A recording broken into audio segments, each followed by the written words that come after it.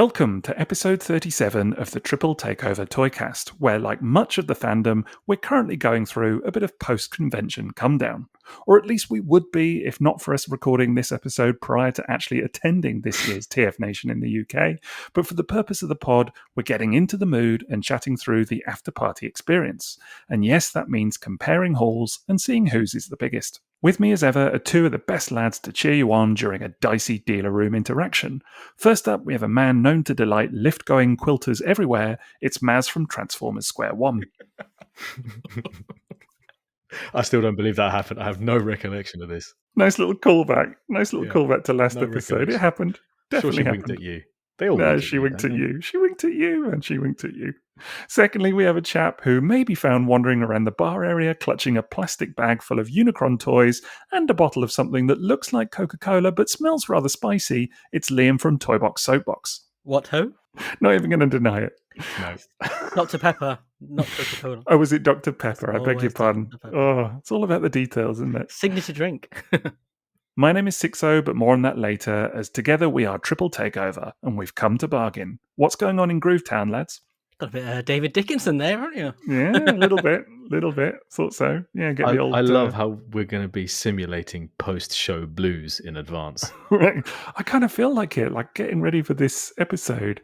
I kind of had that feeling of like that come down.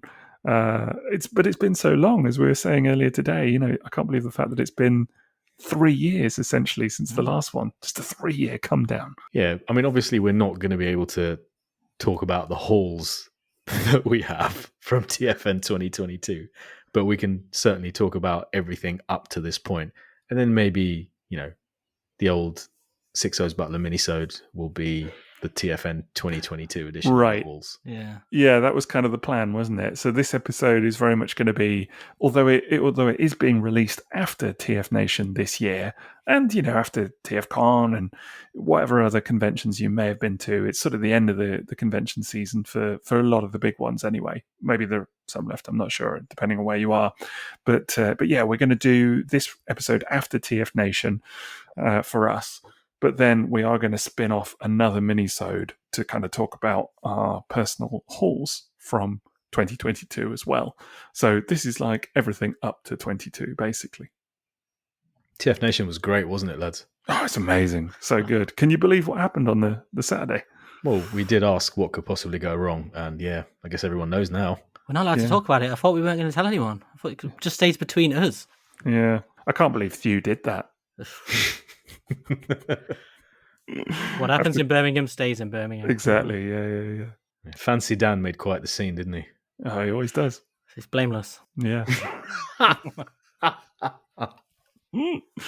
Very true. Well, yeah, and of course we will have done our panel by this point, won't we? If indeed this is the post-show era. Panel was great. Yeah, I hope so. So that's what we're saying. Attendance was awesome. I'd love that to be true. Yep. Fingers crossed. Well, I mean, Friday is sold out. I mean, was sold out. Was sold out. You're really sticking with this bit, aren't you? It's not going to work. Did you see Liam's breakfast? Oh my goodness. That's going to be such a... I reckon that's a solid safe bet, though. If I just talk about it. What did you have for breakfast today, though, lad? Have you had it yet? No, I don't think I had anything. I think I didn't eat until I had like this Uncle Ben's rice. Or not Uncle Ben anymore. What's it called? Ben's or something like that. Is that right? I think we had this conversation, Ben's. didn't we? Yeah. Yeah, we did. Yeah, it's not Uncle Ben's anymore. No, just for Ben's. Just for Ben. Yeah. Someone from formerly Uncle Ben's, the artist formerly known as Uncle Ben, is going to be listening to that, and they're going to be like, "That's what we should have called it." Just for Ben. Did your hair grow back? Yeah, it's the right colour again now. But I had a lovely peri Uncle Ben's, or just for Ben's rice. Oh, you're talking about peri. We have a restaurant here in Reykjavik called Hannin, and they are basically a Nando's ripoff to the point where they actually serve Nando's sauce in the restaurant, in the Nando's bottles. They're just pretty shameless. They've got that cheeky. Chicken. Yeah.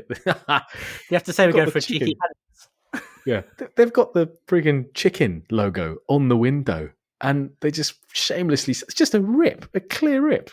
Please tell me they've just gone around with like a marker pen and just crossed out Nando's and written Hannon's underneath. I think they might as well have just turned it into Fernando's and just added a couple of letters in front instead. Nondas. Nondas chicken. Nandos. Yes, exactly. Nando's. Yeah, brilliant. It sounds quite nice. Why not? Yeah. Be up for that. I can't wait for the TFN Nando's. It might just be us, though. It might be. That's fine. It'll just be like doing this pod, but with chicken. So for poor me, the vegetarian. Oh, yeah. We'll find they've got veggie stuff. The vegetarian who doesn't like vegetables. But they ruined the menu. They used to have this amazing veggie burger that everybody loved. It's like some sort of soya patty thing. And then they got rid of it because they decided that vegetarian food had to be healthy. So it's all like broccoli burgers. This nonsense. Like, who wants that? Nobody. Even I remember Twitter was like furious. I was like, why? Like, when you say Twitter, do you mean your Twitter? No. Like the Nando's burger used to be like the go-to, the one nice veggie burger you could Nando's get. Twitter. Yeah. Man. It's just me campaigning. You don't want to piss off vegetarian Twitter, do you? That's not going to be. That's not good. It went as far as the Metro. That's the heights it reached of outrage, of public outrage. That's when you know you're in trouble. Yeah. So now it's just all healthy stuff. I'm like, ugh. Is there this group of vegetarians, quite a large community of vegetarians in the country then, who have no interest in being healthy? Because I think it's great that you are a vegetarian, but you've got no interest in lording it over anybody. I think it's the veggie in vegetarians unfairly labels us as if we're supposed to be healthy. We're just people who like food, man. Brothers and sisters who just like tasty food. Pringles, you mean? Yeah, I love Pringles. Yeah. Pot noodles and yeah. Oh, the other day for my dinner, I had a tub of Pringles and a Twister. No, that's not the same Twister you woke up on the other day, right? That's just a mat there. I keep buying a box of 10 of them. They've got like a new flavour, like a raspberry one or something. Oh, pineapple, that's it. Oh yeah, how is the hangover now? Oh, it wasn't a hangover. It was... Mate, you were sick in a hedge. Okay, that was from travel sick. I get travel sick, but we went up this road with. Is that what you call walking now? Oh my God. Well, it was the alcohol, but I was all right until we went over a load of speed bumps, and then I was not all right. It's when I got and then out, the hangover kicked in. Yeah, then I projectile vomited into a hedge on the way into a memorial service. Oh man! But nobody saw. I just was trying to work out what I'd been drinking because it tasted like lemonade, but like alcoholics. I'm assuming it was like that WKD stuff. I don't ever drink that. No, I try and avoid that kind of stuff if possible. Yeah. I was more disappointed with the cold bag of Taco Bell that I found that I hadn't eaten, where I'd just bought all the Taco Bell food and then fallen asleep before I could eat it. Well, at least it was there for breakfast. Yep. I did try the chips, and cold chips are disgusting. You mean as opposed to cold Taco Bell? Well, the rest of it, yeah. It all just went in the bin. But I had to go out, didn't I? I got up and had to go straight out. By the time I came back, it was even more grim. So anyway. TF Sauce. How about those lads? Exactly. Oh, yeah. Well, we are sponsored by TF Sauce. If they're listening to this, they might be wondering what they've signed on for, but they are still the sponsor, and we are very appreciative of it. So do check them out for all your Transformers and third-party needs. They are tfsauce.com. We'll do a longer spot on them in the middle of the episode as ever, so look out for that. But we've also got a Patreon, don't we, Maz? Yeah, and if for some reason you want to hear more of this... Why wouldn't you? After TF Nation... And now, after that intro, patreon.com/triple takeover gives you access to a lot more than it used to now as well. So we have a brand new tier, don't we? We have Gold Box Classics, which is our 5th tier, even higher than Sixo's Butlers. And of course, Apologetic Ramp, Man in Pig, Inner Beast. Of course, Sixo's Butlers is still there, and Gold Box Classics. And all of our tiers have been rejigged a little bit, so you get more fee money, and in some cases you actually pay less than you would have before. So now is a brilliant time to check out our Patreon if you want exclusive content, commissioning episodes, checking out our new mini-series content, which is always themed. You know, it can be Sixo does IDW, Maz does Unicorn Trilogy, Liam does an actual vitamin, something like that. So it will be a variety Sounds chewable. Right. The ones for kids, right? I was just going to say, fruit pastels, that is what my son has, man. That is what my son has. I tell you what, the saddest moment of my life was when they discontinued Super Ted multivitamins. Oh, man. I'm not over it. Anyway, so patreon.com/triple takeover. Support us, get more content, get your mates on board. We can do even more content. You can support us even more. We just keep going around until it's wall-to-wall triple takeover. Indeed. I'm super excited about the mini-series and just kind of Yeah. Just to kind of clarify for folks, I mean, this is going to be a fortnightly thing, alternate to the current minisodes that we do. So that means that you're going to get weekly Triple Takeover content on our Patreon if you sign up at the top tier, which we're dead excited about. And these are going to be more kind of serial in nature. So it's going to be, rather than just like one-off topics and then we're done, it's going to be, that we keep revisiting these topics sort of every fortnight or so, kind of coming back to the same thing and getting a bit of an update. So as we said, like a particular area of collecting or like a comic read or something like that. So well into it, can't wait. And just to clarify, because obviously I kind of heard it said, and I thought maybe we need to clarify that the new third tier is called Inner Beast, like INNER, not like in a beast, not like man in pig type thing. So it's not a kind of David Cameron situation. So just in case you're wondering what's going on with that one, that's how it's spelled. It's Inner Beast. Yes. I'm glad you felt the need to explain that, considering we've been running with man in pig for a year now. And that is true. Point did you feel the need to clarify it wasn't a David Cameron thing? That was obvious. But indeed. Yeah. Well, I thought, you've got to set the record straight eventually, don't you? So we do now have man in pig and inner beast. Mm-hmm. But still, I think they go nicely together, don't they? No crossover. No, none at all. None at all. So, yeah, I'm really excited to share some of the Gold Box Classics artwork as well, because that's looking pretty sexy. I am now obligated to continue buying Unicron Trilogy. Yeah, you are. Absolutely. You've got to have something to talk about. And if you want to support us even more than that and look damn cool doing it, you can head over to our store where you can get a very cool looking Poxy Rocket Classic t-shirt. Or, if you like coffee, and everybody does, you can get an Omnibot Sunroof travel coffee mug. I don't drink coffee, but everybody else seems to. And if you've got a laptop, oh man, why not make it look even prettier with an Omnibot Glovebox laptop sleeve? Got everything on there, t-shirts, all sorts of wonderful stuff. Maz, I think he's actually looked at the page. Yeah, now I'm fascinated. What do you drink out of a mug? Is it just Calpol? No, people always buy me mugs for Christmas, and I don't drink warm drinks, except for hot chocolate, like at Christmas, but even I don't make that. Rum. But yes, we have lots of fine goods there. We've got all sorts of t-shirts, all sorts of clothing, represented in our various Patreon tiers. As mentioned before, Man in Pig got his own t-shirt. Sixo's Butler, he's there too. And you can find that all. Let me just consult the official Triple Takeover File 01 facts. The only one in existence. Yeah, well, special edition. rebel.com/people/Triple Takeover/explore. Explore. I hope nobody does type in an extra explore. And there's always like, get to your website. Imagine if they do.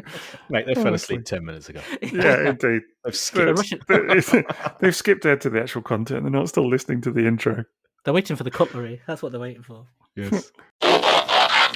Well, we are here to talk conventions, and obviously the last episode that we did was also about conventions, but that was kind of about the general convention going experience, wasn't it? Today is, let's be fair, it's about halls more than anything, isn't it? Mm-hmm. And about not so much the full thing, but more like when you're coming home from the con and you got your suitcase full of toys or whatever it is, some of our best experiences. And I had great fun, actually. We were kind of talking a bit about this earlier.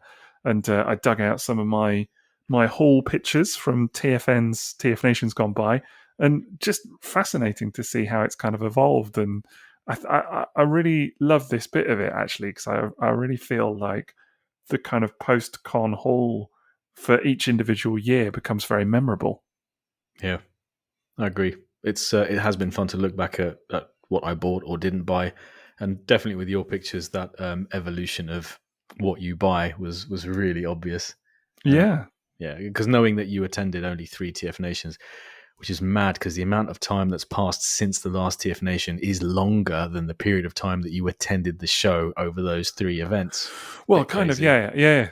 I suppose that's true. Yeah, 3 TFNs I made it for, and then obviously pandemic. So I thought it was more. For some reason, I thought it felt like more TFNs than that, maybe 4.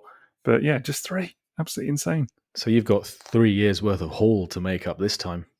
Yeah, that's not. I mean, you made up 3 years worth of haul this time. Oh, I see. Right. Sure. Yeah, I was going to say there's not going to be 3 years worth of haul condensed into one epic haul this time. Can't believe you bought that lucky draw thing, man, in front of everybody.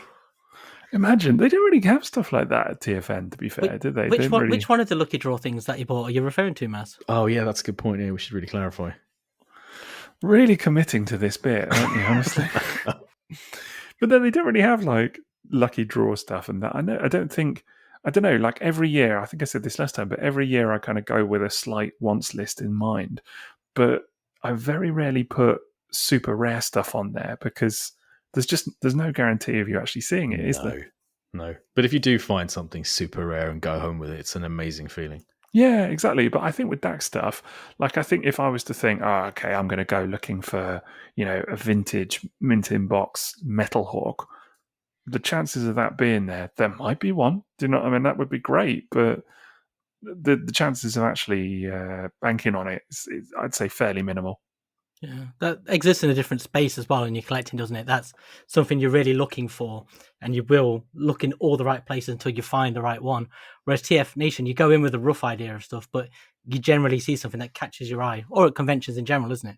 It's more along that line where you see something and you go, Well, yeah. in the US, they regularly have shows where one or two dealers will turn up with a stack of unused Diaclone and Japanese G1. So I think actually if you attend US shows or the ones in I think Canada that's which are true. related, you're more likely to find that supremely high-end stuff. And if you have a budget for it, I think you actually can make a list and like go up and say, if I find that Metro Titan, I'm going to buy it. Or if I see that Victory Saber gift set, I'm going home with it. Or a Blue Streak, because you're liable to see that at a TF Con or a US show. Yeah, I think it was not this TF Con just gone, maybe the one before, I forget, but obviously not paying too much attention, but I think they had at least one, maybe several sets of G2 protector bots, for example, all carded, sealed, and it kind of blows my mind a little bit to see that at a con, because in my head that's like a sort of private deal thing, done online or through people that or whatever. But I think you're right. I think in America it's much more likely to see those rarities. Yeah, and I remember at some of the BotCons, there were deals like that took place before the show, and the exchange would happen at the show. For example, the Lucky Draw Gold MP1 that exchanged hands at BotCon 2006. Tempting Toys Collectibles brought it to the show, and then they handed it over to a collector at the show. There's been stuff like the fake Diaclone Black Tracks as well. And people thought that one of those was at the show, it ended up being a fake. So a number of them. I remember a gold Diaclone Blue Streak campaign prize was sold privately at one of the BotCons as well. So stuff like that tends to happen there. If the audience is there and the buyers are coming, stockers will bring that kind of stuff. Yeah, for sure. It's not to say that there isn't good stuff at TFN. Of course there is. Yeah. Absolutely there is. But just not in that necessarily same league. I mean, having said that, G2 protector bots and stuff, that's, there is one of my answers today is kind of in theme with that slightly. Not quite in the same league. Very memorable. Yeah. So, there is good stuff there. But, so interesting. Well, I think what we're going to do is we've got some questions, haven't we, Maz? Yeah, we put out a tweet that we shamelessly robbed from the Lego Twitter account, which was, I think, 5 categories, and everyone has been tweeting us of, what was your first Transformer, what was your last Transformer, your best Transformer, most challenging Transformer, and rarest Transformer, to the point where we're actually trending in 3 different topics on Twitter, which was quite fantastic. Oh, man. I couldn't believe that. When I just went on Twitter and saw rarest Transformer trend in the top, trending things, And so are you saying we did a triple takeover of the train? Right, exactly. Yeah, I mean, we had over half the number of quote tweets and retweets that Lego did, and Lego have 950,000 followers. I think we can be proud of that one. I was amazed by how it just took off immediately. Yeah. And I actually think, we thought it would make a good episode idea as well. So we will kind of structure this episode and answer what we think our first show purchase was prior to 2022. Our last show purchase, the last one we remember making at the most recent show, the rarest thing we got at a show, and the best. Yeah, I don't think we need to put the most challenging, but we can stick to those 4 categories. Yeah, indeed. And then maybe just at the end, what we're hoping to come home with at next show 22 purchase, as well. Exactly, yes. Indeed. Next show purchase, which is for us, coming up, obviously, and will have happened by the time this episode goes live. So it'll be fun. We can sort of see if it happens or not. Yeah, that absolutely will be fun to compare. Yay for minisode listeners. Yay for minisodes. Right, so let's start with first show purchase. And I guess you can... I mean, we covered it a little bit in the last episode, but talking about the first show you attended. For me, that was a long time ago. It was actually Auto Assembly 2012 was the first one I went to. Nice. Just for a day. And if you don't know, Auto Assembly is what is now TF Nation, isn't it? Mm-hmm. That's right. Yeah, nipped in for one brief Saturday. Didn't do any panels, walked around the dealer room quite a bit. Picked up about 3 toys, and that was about it. But the first toy I bought was Titanium Megatron. What? I know. I don't even know. You know, the sort of the Dreamwave styled one. Is that the G.I. Joe one? The kind of G.I. Joey crossover one? It's they did it like a Dreamwave style one. Right. And I think it was just on one of the first tables I looked at, and it was like £3. I was like, oh, cool. I'll give Does that it turn into an H-Tank style figure thing? Well, turn into is quite strong. It just pretty much lies down. It's the kind of purpley one, isn't it? No. Purple and grey. Two. There's two. two. There's the two. Yeah, there's the G.I. Joe one, which basically just turns into a square as a tank. Yeah. There's one specifically War Within Dreamwave. I got you. The silver gladiator-y sort of guy. Do you still have it? No, that's long gone, that is. It could barely stand up. It was awful. I'm just looking at a picture of it now. I mean, what attracted you to it? Not to sound rude, but... I wasn't even drunk this time. I went with my little brother. So, I don't know. I think I just always wanted it. You know, like, I don't know if you remember, but at the time, Titanium here just appeared in Wilco's. And again, it's quite a long time ago when that stuff was kicking around. And it was a different era. Like, you didn't really get Dreamwave Transformers or stuff like that. So was that what it was? It was like the Dreamwave connection. Was that the kind of thing? Yeah, it was just a kind of novelty thing that, again, you didn't really see them over here. And this, for me, would have been internet shopping for Transformers was going, but not in the same way as I do it now. So it was quite a novelty to see it. Whereas I'd seen some of them on shelves in Wilco's, but not that one. And so I had the Ultra Magnus, and I thought, oh, I'll get that guy. Even though I thought the Ultra Magnus was terrible too. Which we were corrected on Twitter recently that Titanium Ultra Magnus was the first official, fully integrated transforming Ultra Magnus by Sid. And just point that out. I didn't realize it. I didn't realize I hadn't mentioned it because I had that toy and it's terrible. I've got no in-hand experience of these toys. I've heard a lot about the G.I. Joe one, and that it's just awful. Yeah. And this, I got to tell you, sorry, Liam, but this one doesn't look any better. No need to apologise. I can tell you it was terrible. Fair enough, mate. I wouldn't want to be casting aspersions on your con-going experience. I think Becca from Twitter, I think she has it now in a horde of Megatrons. Sorry, Becca. Yeah. But it's... sorry as she is. Yeah. Maybe she likes it. I mean... Quite possible. How are the thighs? Chunky. They don't actually. The thighs look pretty slim. They're like the compared slimmest. to his boots. Yeah, it's like the slimmest part of the whole thing. His tiny arms. He's got really tiny forearms. It's really funny. He and his fusion cannon doesn't peg into his arm. There's a slot for it, but it has to peg into a shield, which doesn't peg into his arm either. And he has to hold it in his hand. It's very surreal. It's a great success. Wonderful. Like the minimum entry requirement for a Megatron, and it can't even do that. Brilliant. And can you see why I didn't go back for like 8 years or something? Wow, that alternate mode is something, isn't it? I don't really know what to say about it. Fell over, didn't he? When I say he lies down, I mean I'm not even overstating it there or understating it. It lies down and you compress the legs. That's about it, and you chuck that shield over his head. It's face down Liam in a bush Megatron, isn't it? Maybe that's what appealed to me. I could see myself in him. Spirit animal, brilliant. But yeah, I think it was one of the first tables that I came to, and I was like, oh, £3, go on then, and then all right, for £3, I'm not going to knock it too hard for £3. No, it's resulted in a really good podcast story, so you got your money's worth. Everyone did. Just as a quick follow on to it, as I'm saying, these toys are terrible and don't buy them, and I should know better. On my list for this TFN is the Titanium War Within Optimus Prime. You know, the one, the Dreamwave style one. What are you on about, man? There's a third party version of that that's supposed to be. Oh, you have the third party one. Yeah, but I quite like the idea of a little tiny one that turns into a little car. Fair enough. I was going to say the 3P one's supposed to be quite good, from what I understand. So, hey ho, you're a Sucker for punishment, man.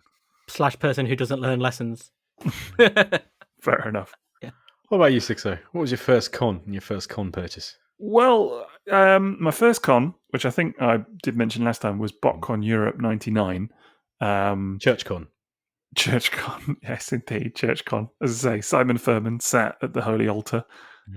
Very weird experience. Do you know what? I don't remember that much about it, and I was really racking my brains to think if I walked home with anything. I'm pretty sure, because I went with two mates. I remember we stayed. What I do remember actually is we stayed in a very tiny little hotel room, all three of us, and then in the morning, one of my two mates came out of the bathroom, having had a shower, came out holding the shower, because it was such a, obviously we had no money because we were like 16, 17 or something. And I just remember that, it was a dodgy old place. And the shower fell off the wall mid-shower, as I recall. One of those like electric shower jobbers. But so that was fun. But So did you go home with a humongous repair bill? Yeah, right. Exactly. Very good. But no, I don't actually remember that much about the con itself. I remember seeing Fort Max, or at least one or two in the dealer room, and seeing various things. I don't remember buying anything. Pretty sure one of my mates bought some Beast Wars Neo toys. I think maybe even a long rack. I remember he had a long rack at one stage. Similarly, actually, I think it was probably a little bit earlier than that, though. I don't know if this counts. I do remember going to the NEC Toy Fair in Birmingham. It's not a con, but it's a toy fair, so it's just literally like a huge dealer room, and not Would just that have been memorabilia? Yeah, memorabilia, but all kinds. I mean, there's a lot of like model train stuff there, all kinds of toys, basically. But this would have been, I think it was. I mean, this was pre-99, definitely, because I went with my uncle, and he unfortunately passed away a few years after that. But yeah, he was big into model train collecting, and took me. And I remember having a great day, and it was the first time I remember I ever saw a G1 Megatron in hand. I was probably about 15, I guess, maybe. I'm not really sure, but I saw a G1 Megatron. I remember I bought a G1 Soundwave in box. We've had the Never had a Soundwave Soundwave before.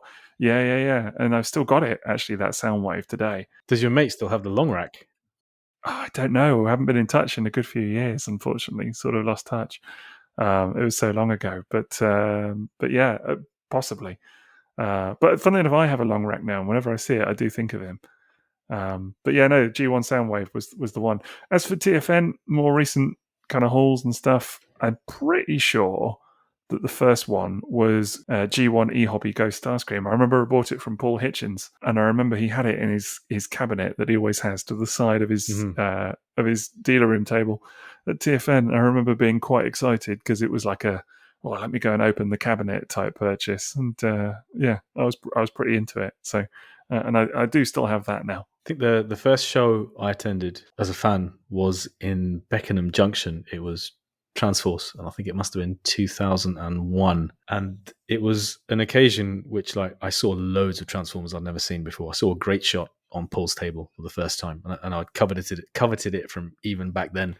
I was going to say, the attraction begins. Yeah, I mean, there was like Raiden gift sets, there was Darkwing gift sets. I remember Raz bought a Darkwing gift set at that show. There was a lot of UK dealers which aren't around anymore now. There were a bunch of Mexican Transformers, Mexican G1 Skywarp. I remember seeing that Mexican Skywarp, and the guy wanted 90 quid for it boxed. And at the time, the other dealers were like, what a donut. Today, bargain. Well, yeah.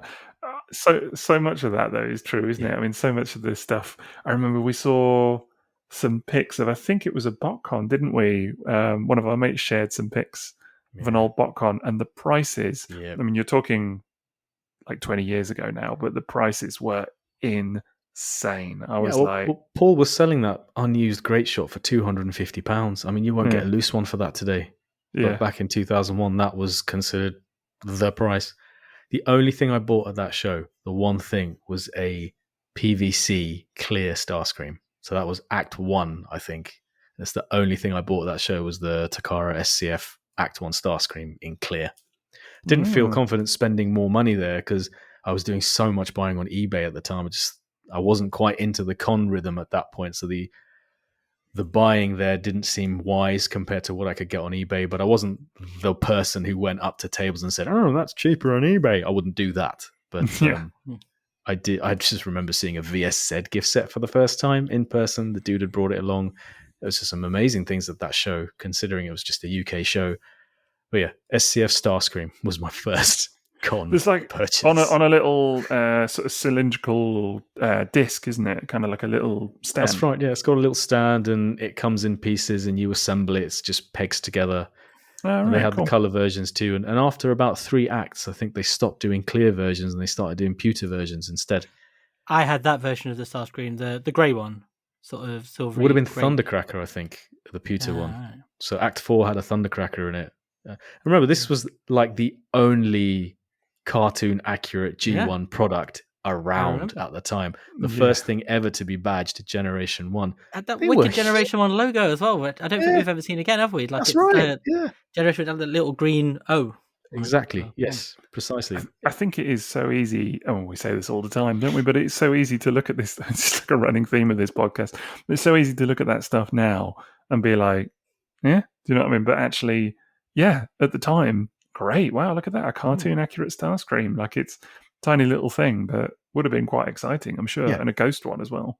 Right. Nothing at all had those proportions of the screen Starscream at all. Yeah. Right. And so that was a real first. Yeah. Kind of making me feel like I should go and find one. No, we're not doing that again. I'm not doing that. No.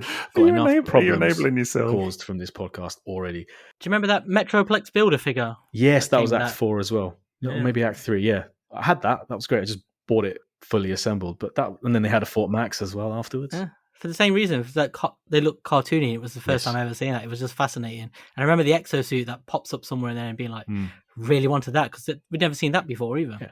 Nobody cared they didn't transform. Not a soul. No. They were just great to have and display, and people went mad for them. Do you want to know something really funny? Is just today, genuinely today, I got in the Super 7 Ultimates Ghost Starscream literally today. That has just arrived. I'd only just had a look through it through the box or whatever, but it looks pretty cool. So yeah, funny coincidence. There you go. Yeah, it'd be interesting to see like how far that kind of thing has come along. I saw your Bombshell, which was amazing. Yeah, it's really nice. So I'm really keen to see your Starscream. What you think of it? I was very tempted by the Banzai-tron, but then I saw the other day. Did you see the Flame Toys one? No. Well, like a G1 Banzai-tron. Yep, and the Bludgeon. Oh my god. Okay, so that was our first con purchase, but what was your most recent con purchase? The last one I got. TFN 2019, I'm guessing, for all of us.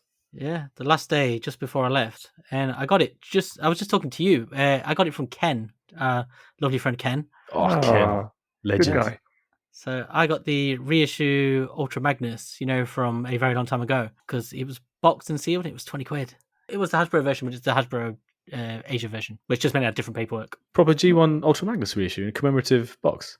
Yeah, but with the ridiculous long missiles and tiny smokestacks. Oh yeah, it's got the massive missiles. Yeah, but for 20 quid, that's a steal. Yeah, we were because he gave it to me, and then I was saying it to you. You said that exact same thing in person. That's 20 quid. That's a steal. It is. But a steal. It's what you call it. That was one of the first reissues I ever bought, because I bought it when it came out as well, and then got rid of it a long time ago. And so when Ken had it to offer, I was like, picked it up on my way just as I was getting ready to go home. He popped around. He's like, "Oh, I've still got it." I was like, "Oh, excellent." So that is the thing that happens, isn't it? It's not just people buying from dealers; people buy from each other as well at the show. Yeah, or give to each other as well. I remember TJ getting gifted Blitzwing, G1 Blitzwing. I can't remember who gave it to her. I think it came from Jason's bag of mystery toys. I think it did, didn't it? Yeah. I was trying to think where it came from. I remember seeing her transforming it and all of that, but I was trying to think where it came from. Didn't some bugger nick it off her work desk? Broke it, I think. Broke it, that's what it was, yeah. Yeah. Well, I hope you got a replacement, TJ. She did. I think it was maybe Kit. I can't remember, but someone volunteered. Brilliant. Yeah, no, okay. But it is a thing that happens. Yeah, people do buy off each other as well. A lot of people as well, don't they? Kind of arrange to pick stuff up at TFN. So there's a lot of that going on as well. Absolutely. That was a lifesaver for me selling from all the way over here in the Arctic. I was able to bring. Oh man, how many suitcases have I filled with Titan class Transformers to bring back and hand over at TF Nation? It's just mad. Triptychon, Fort Max, and then Make Toys Utopia as well. I think Pandinus was another one. But yeah, They're just not charge you for a seat for those. they could have taken one up actually quite easily. Sir, that is a child, not a toy. So I think my last purchase, I mean, it was probably the wreck car that we talked about last time, because that was on the Sunday. Yeah, that was probably the last one. And I've already kind of done that story, really, but that's definitely the kind of last one that sticks out. Other than that, probably the Squawk Talk and Beast Box, I think. Was that from the same seller? No, different seller. My last haul, actually, just looking at a picture of it, was quite small. I got one big item, which I'll talk about obviously in a minute. The Wreck Gar, Beastbox and Squawk Talk, a hot house, and then just literally a beachcomber, G1 beachcomber and G1 sea spray. And that's it. It's not like a massive haul or anything like that, but it's quite, neat and perfectly formed haul. Yeah, I think it's important to not overdo it, because then it's quite easy to become overwhelmed. And also, I don't know, in my case, I just can't fit it in the luggage. Yeah. So but I hope to go home with more than an SCF figure this time. Or the other year where I just went home with a cliff jumper and one other thing. I can't remember what. But we all buy a lot of stuff anyway, don't we? So stuff like this, like I don't know what you're talking about. It's got all those McDonald's Transformers over there, Mister. That was years ago, Liam. Things have changed. Not years ago. I had a child. Yeah, look at you sat there in front of all of Transformers. Yeah, I know. All of Generation 1 behind you there. I see that PP Magnus right behind you. It's just the way the light's reflecting me. It's foil. But but we buy so much stuff anyway, so that I don't think there's that rush is there to come away with loads of stuff at these sort of things. It is just select little bits and bobs. It'll be the odd thing you're looking for, whilst other things you find, rather than you don't really get to go mad. You don't really feel that need to, like, I must have this, I must have that. No, and when you look back, the ones that really stand out to you are probably not the standard purchase that, it's just, I'll just buy that, I'll buy that. They are the ones which have a story attached to them, or you feel like it was a good find, something that you could have easily missed. My last purchase was, I've actually struggled to remember what the very last thing was I bought at TFN 2019, but I think it was a Sandstorm. Because I think I'd been looking. I bought two Sandstorms actually. One was an 86 one with stickers, and then I got a Classics one without stickers. But the Classics is the one I kept because the legs stayed up in the end. But I bought a couple of Sandstorms, both from the same guy. I think it was the last thing I picked up on my last round. Was just I'll take that Sandstorm. I remember that now. You having multiple Sandstorms at the one con, and it's like classic M.A.S.K collecting move. Do you know what I mean? I'm like, I shall buy multiple versions of the same toy. Very unusual con behavior for me. It was I was kind of surprised. I kept finding things at TFN 2019 that kept like, Blue-Id Cyclonus, £20. Okay. Mexican Skywarp, sure, I'll take that as well. I was going to come back to that, because when you mentioned Mexican Skywarp earlier, I remember when you found it, because I was with you at that TFN. I was wondering if that was your last one. And I remember, like, you kept going, it's Mexican Skywarp. Oh, mate, I couldn't believe my luck. It was there on a toy food table. No one had spotted the purple nose cone or the black plastic wheels. Like, I need that figure, and that is a great price. I shall have that. It's rare to find stuff at the con now with so many knowledgeable collectors. Raz was telling me one time he went to an auto assembly and he found a Mexican blue puffer in someone's box. Like, nowadays, you simply wouldn't get around to that if you weren't first in the door. There are too many. The dealers will just walk around and be like, oh, that's what that is? I'll take that. It's so rare. Well, not to mention stuff like Puffer is probably a good example where, because there's a Generations toy now and things like that as well, I think awareness of these things has been even more pumped up, hasn't it? For sure. People are sharing pictures of the original toy more online as a result of that new figure. Even if it's just as simple as saying this is what the original looks like, that's what the homage is, or whatever. But it does all serve to raise awareness, and people are more aware of just what it looks like. So when you see people the original, know what they're looking at, don't they? Yeah, exactly. Whereas it might be the kind of thing that you could just miss on a like the toy food table or whatever, where all the robots are laid out. But if you've got a vague notion of what it looks like, and you've heard a story of like this is a rare thing, you're probably going to clock it much easier than you would have done. Yeah, so I'd just like to tell everyone that if you do see a Huffer in blue and white is totally a bootleg, and you should leave it. Don't buy that crap. Didn't you see one in a job lot on eBay not so long ago? Yeah, €50. Fantastic. That's amazing. That's the one I have in my collection now. It was That's a Seiji amazing. version. I remember you sending me the link and you were like, what do you spot in this picture? I can't remember if I spotted it or not. I don't even think I did. I love that it's still possible that with all the knowledgeable collectors with way bigger budgets than me now, it is still possible that with a bit of resourcefulness, I can still find something like that and still have it in my collection after selling it more than once in the past for big money. Like, okay, this time it's a keeper. I really hope so. Yeah. Sometimes it's just luck of the draw, isn't it? And just right place, right time. Mm-hmm. See something, spot it when no one else does, go for it. And at a show, that's a very memorable experience. Yeah, for sure. Okay, so that was last show purchase. Mm-hmm. I think the next topic, I don't know, do you want to do best or rarest, or are they the same? Definitely not the same. I think we should do rarest. Okay, rarest. Go on then. What's yours, Maz? I mean, this is ridiculous. This was pre-planned before the show, and the seller brought it to the show, and I bought it. It was two things, actually. This is really ridiculous. I'm wondering if you should go first, actually, because we're not going to be able to. All right, no, okay, I'll go last. Go on. You started. Pink and green Generation 2 Mirage mock-up. Oh, man. Desert Camo G2 Ramjet mock-up that obviously is that where you got them from? Today as sounds. Yeah, I got it at BotCon 2007. Wow. And on top of that, I think I also got a bunch of they were hand-painted resin ramjet and dirge wings. Man. Glued together, totally oversized for compared to what the production was. But those are... Yeah, but that was pre-planned. I think the rarest thing I bought at a show, which I didn't expect to buy, I got there and I was like, oh my God, I have to have that, was the one I mentioned last time, was the orange canopied production sample ramjet that was sold by the Hartmans at BotCon 2006. That thing was in the property of a guy called Bob, who was an ex-Hasbro director or just like an area head. And he had almost like a museum of stuff, production sample stuff. He had loads of rare stuff that just got sold on eBay, like a Transformers colored Blitzwing, but Diaclone mold with Diaclone stickers in the Diaclone box, TF colors. He sold one of those on eBay. And he had this ramjet and he sold it to the Hartmans, and then I got it from them at that show. So that was a really nice thing. And I also got like a Wonderfest Black Vinyl Tech Convoy at BotCon 2007. So it's definitely the BotCons where the really super rare stuff was that I would go home with. Yeah, for sure. Yeah, it's going to be hard to compete with Pink and Green Mirage, I think, man. That's that's a showstopper. And your picks of those have become sort of the go-to in a way, haven't they? That's like, I think a lot of people refer back to your specific pictures of those. I think even on TF Wiki they reference you, don't they? It might be that I contributed those pictures. But the Sandstorm, the G2 Ramjet, I have since sold.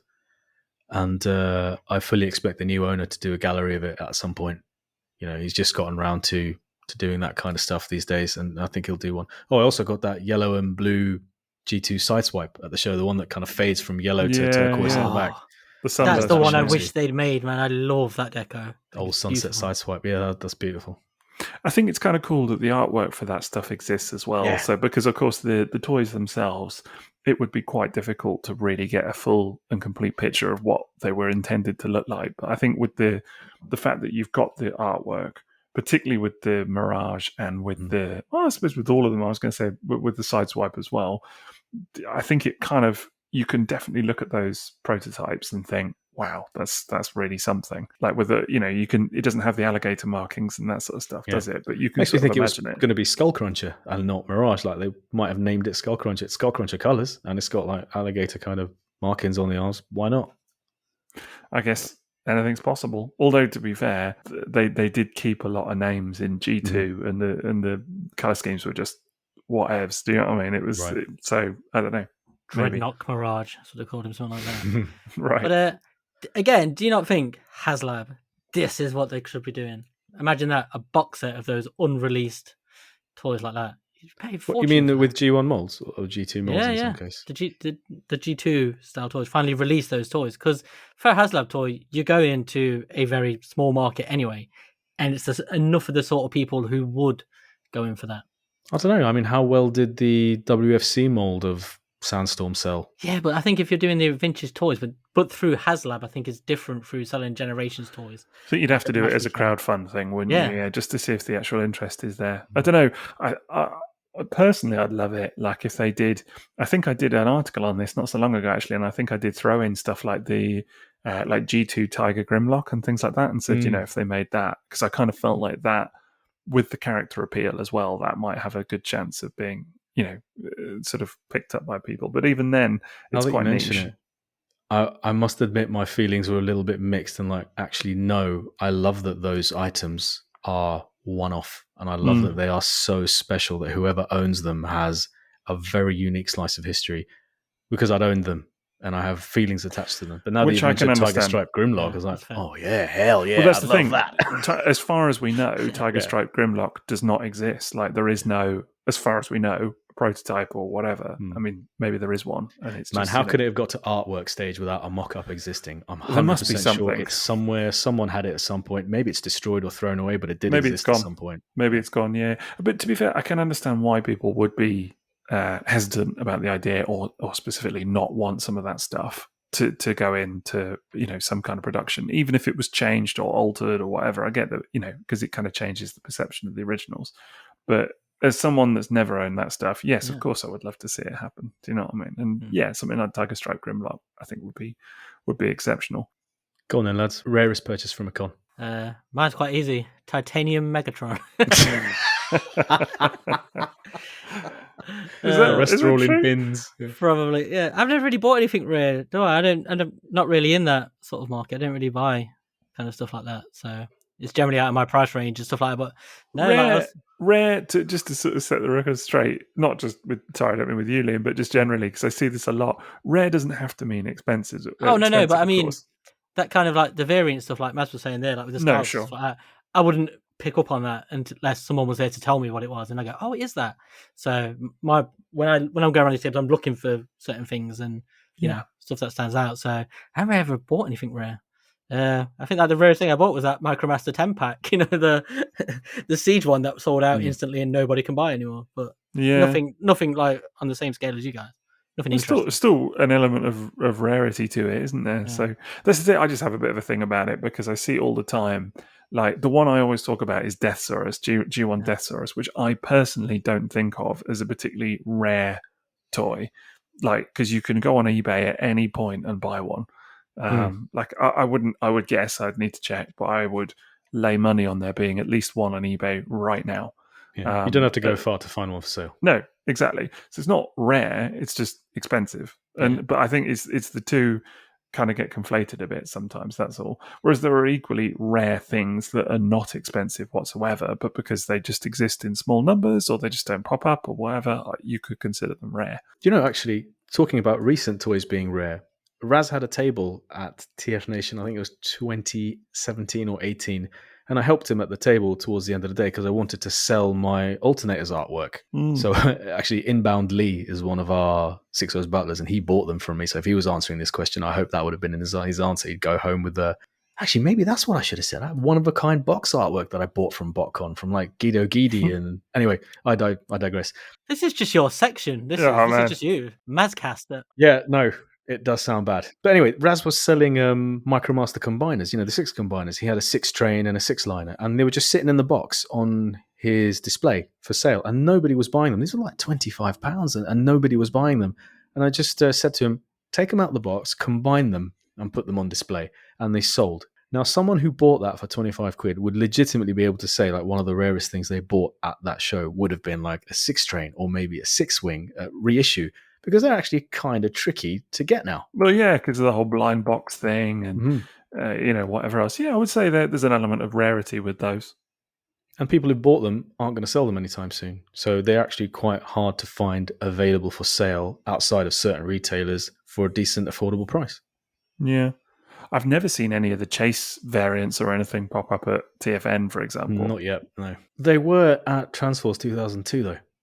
Were they? I remember Paul Hitchens had loads of them. And I remember going up to him and like a prat saying, oh, they're a lot smaller than I thought. And he just looked at me and said, they're Micromasters. in the way only he can. Was this before or after the countdown incident? Well before. Yeah, I took my revenge on his Micromaster stock, didn't I? Yeah, that was a poxy rocket that never came back. And his neighbour's car. Yeah, shh. We only discussed that behind the paywall. I'm not putting that out publicly. If you want to hear that story, yeah, exactly. Yeah. You should go check out our Patreon. Yeah. That's a brilliant one. Micromaster bases and stations. Yeah. Well, I think my rarest purchase, and it is one that I mentioned last time, but it's got to be G2 Breakdown. It's got to be at a con. Just because, I mean, I don't even know how many of them were made, actually. I think it is recorded how many there were, but it's in the hundreds. It is in the hundreds, yes. It was 300 or 400 or something. I can't remember. Yeah, wasn't it a case that the Hartmans were asked, which one do you want? And Hasbro did a run for them for the BotCon that they were doing. I believe so. I mean, you recreated that show experience of BotCon 94 or whatever it was. You went home from a con with the GT Breakdown. It's quite something, isn't it? So, yeah, and I don't know, there's something quite nice about the fact that Graham owned it and, donated it as well very generously. And it was a bit of a mad moment. I remember, as I say, circling the dealer room at least once, maybe twice, kind of seeing it. It was up quite high on the toy food table and just kind of clocked it and was like, am I going to do this? Am I really going to do this? Yeah, I think I'm going to do this. And I just kind of got myself psyched up for it. So, and I was just so happy for it. And I remember that's the other nice thing about like really exceptional purchases at cons as well is the slight social aspect of it as well, because obviously then people are like, so what have you got so far? And you sort of say, well, I got a G1 Sea Spray and G1 Beachcomber and this, and kind of open the bag and just people are like, oh my god, and it's Sixo bought a bootleg. Right. Yeah, is it a knockoff? But no, that whole side of it is really fun as well. So, but yeah, that's definitely the rarest for me. Not quite up there with Pink Mirage, but it's not too far away. It is, after all, an unreleased G2 toy. It's not that far off. Well, it was released at a convention in 1994. Yes. It was manufactured briefly. Yeah. In a very tiny amount. Yeah. But it's not up there with the rest of the Stunticons or indeed the Protector bots, but which I can't see ever happening. I mean, I think there was a set of the Protector bots came up on eBay not so long ago, and it was up for like $35,000 or something. Snip. Yeah, I mean, that's not going to happen. Let's put it that way. So, not unless someone's feeling very generous. But yeah, so this is my one Stunticon. I mean, have you asked Graham? Yeah, I could do. See if he'd donate them to Toyfu again. The Transformers will return after these messages. So it's that time of the pod when we're going to talk about our sponsor, and it is, as ever, tfsource.com. So do check them out for all your Transformers and third-party needs. And we're going to do what we always do, which is take a look at their site, tfsource.com, and just pick out one item. We've just been told by Maz it has to be one. Lay the blame squarely at my door. Keeping us to time. Then, just pick one item, maybe two. We'll see, from their pre-orders and all of that kind of stuff. So what's caught your eyes anyway, lads? For me, it is back to the Diaclone reboot, and it is the TM08 Tread Vasalta Chariot Unit Cosmo Marines version, which someone on the TFW Diaclone thread beautifully described as word salad. So I was going to say, hang on a minute, back up. It's what? It's from the new Diaclone Tactical Mover line, so they don't get a designation like DA92 or DA91. They just and they're called hard Diaclone. It's just purely much more military troop based toys, and this is like it's halfway between the normal powered suits and the Triverse figures, which are I guess Voyager class style figures these days. And this is halfway between, and it's a really cool military bot. It's called a Tread Vasalta. And it's called the Chariot Unit because its feet are basically a folded over tank tread. And it just looks mad. It's got rocking great guns on the shoulders. And it's in the green Cosmo colors, which I've always loved for this line. So they've done 3 versions of this thing now. And totally predictably, all of the figures in the Tactical Mover line have all had a Cosmo repaint. We're just waiting for the last one to be confirmed, I think. Or maybe this is the last one. Anyway, it's up there for $80. And I didn't have any interest in the tactical mover stuff, like in the slightest. It just thought, I'll stick to Battle Buffalo, Dire Battles, Big Powered, VMAX, that kind of stuff. But then they came out in the last week. The first round of these things came out, and people started posting photos and getting them in hand, and they look amazing. They are posable to the nth degree, and they look fantastic. And I totally need a piece of that. Cool, man. Sounds good. What about you, Liam? I've got my eye on this. There's this SND-08, The One, which I believe is named after either a Jet Li movie or a Backstreet Boys song. Oh, yeah. I saw this earlier. I was wondering what it was about. It's an IDW style Optimus, like the last design they gave him. And I really love this update, what they've done. And I had an upgrade kit by, do you remember like Beelzy Boss or something like that? It's on the Combiner was Optimus Prime, and it looked amazing. And it's one of the nicest looking Optimus Primes I've ever had. But it just it didn't transform well or stay together well. But this, like, I reckon that prototype, once it's finished up, will hopefully, look really nice. But I love that design on Optimus Prime. I just think it's a really nice. Yeah, it looks great. Thing. His chest looks a bit like an angry bird, though, with the mirrors and it does. the grill. Oh it looks like a beak, doesn't it? It really does. Oh my god, how am I going to unsee that now? Never. But I just when they redesign Optimus sometimes, and it still looks traditional but modern, and I really like this one. What sort of scale is it? It says here, 7 inches. Generations as well, so it's nice to see something outside of Masterpiece scale like that as well. Yeah, it is great. I mean, that's kind of why Striker Manus was so attractive too, wasn't it? Yeah, and a lot of those NMC bots, weren't they? Like Colossus and stuff like that. So you're going to wait and see if he is the one. Yeah, I was going to get myself excited by playing that Backstreet Boys song over and over again. That's like just a normal evening for you, isn't it? Yeah. Me in the hot tub, listening to the Backstreet Boys. I can well believe it, mate, honestly. Actually, before enjoying a slush puppy. So before I went to TFN to meet you guys for the first time, the last time I'd been to that place was to see Backstreet Boys and New Kids on the Block when they were a super group. What? Yeah, NKOTBSB, baby.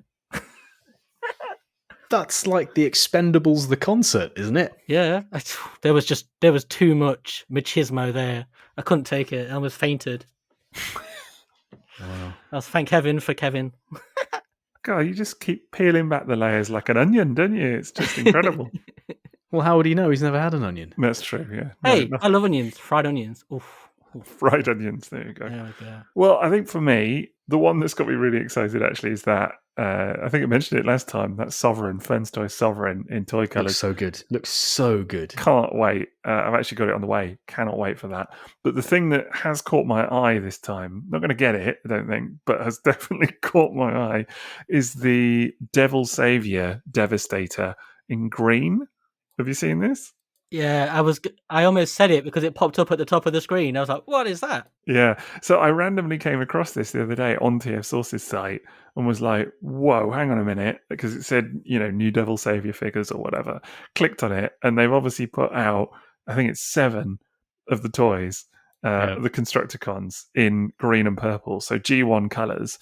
And it's just insane. Like they look mad. Absolutely mad. Yeah. Please get that. Troublemaker. I love that. Yeah. I need to see Sixo pictures of this. I can't, honestly. It's just too much. The original toys, as they are, I'm still working my way through them. And they are nice. Like, there's a few QC wobbles, don't get me wrong. Their Mixmaster, woof. It's got problems.